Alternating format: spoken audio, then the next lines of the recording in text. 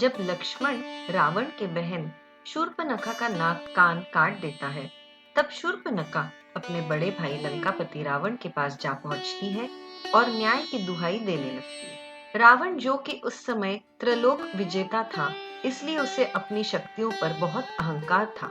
शूर्पणखा की बातें सुनकर रावण ने अपने अहम को और पोषित किया और कहा कि किसी वनवासी का ऐसा दुस्साहस जिसने हमारी बहन का अपमान किया, वह निश्चित ही मृत्यु के लायक है और रावण के हाथों दंड पाने का अधिकारी है।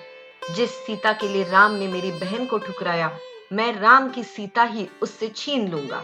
मैं राम से बदला लेने के लिए उसकी रूपवती सीता का अपहरण कर लूंगा तथा उसे अपनी रानी बना लूंगा।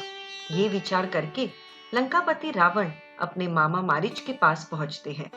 मारीच राक्षसी ताड़का का पुत्र था, जो दंडकारण्य वन में श्री राम के हाथों बच निकला था।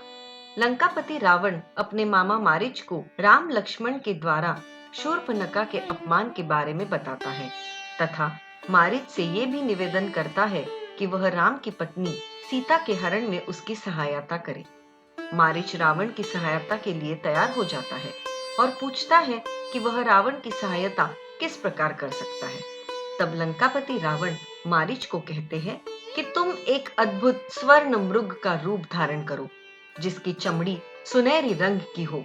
ऐसे अद्भुत हिरण को देखकर सीता अवश्य ही उसकी मांग करेगी और राम लक्ष्मण को उसका शिकार करने के लिए बोलेगी। जब राम लक्ष्मण उस सुनहरे मृग हिरण के पीछे पीछे जाएंगे, तब मैं सीता का हरण कर लूंगा। रावण की बात मानकर मारीच एक अद्भुत सुनहरे हिरण का रूप धारण करके श्री राम लक्ष्मण की कुटिया की तरफ जाकर विचरण करने लगता है। सीता जी की नजर जब उस हिरण पर पड़ती है, तो वह उस स्वर्ण मृग के सुंदर रूप को देखकर मोहित हो जाती है। कुटिया में आकर वह श्री राम लक्ष्मण को उस स्वर्ण मृग के बारे में बताती है और इच्छा जाहिर करती है कि वह मृग उन्हें चाहिए। सीता की इच्छा का मान रखते हुए श्री राम लक्ष्मण को वही छोड़कर हिरण रूपी मारीच के पीछे धनुष बाण लेकर चल पड़ते हैं। कुछ समय तक स्वर्ण मृग के पीछे भागते हुए श्री राम उस पर बाण चला देते हैं। बाण लगते ही मारीच श्री राम के जैसे स्वर में चिल्लाने लगता है, हे सीता, हे लक्ष्मण, हे सीते, हे लक्ष्मण, मेरी मदद करो।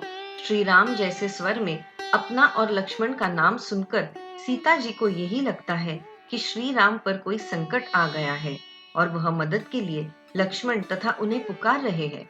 इसलिए सीता जी लक्ष्मण को तुरंत अपने भैया की सहायता के लिए जाने को कहती है। तब लक्ष्मण सीता जी की सुरक्षा के लिए कुटिया के चारों ओर लक्ष्मण रेखा खींच देते हैं और बोलते हैं, जो भी इस रेखा को पार करने की कोशिश करेगा, वह जलकर भस्म हो जाएगा।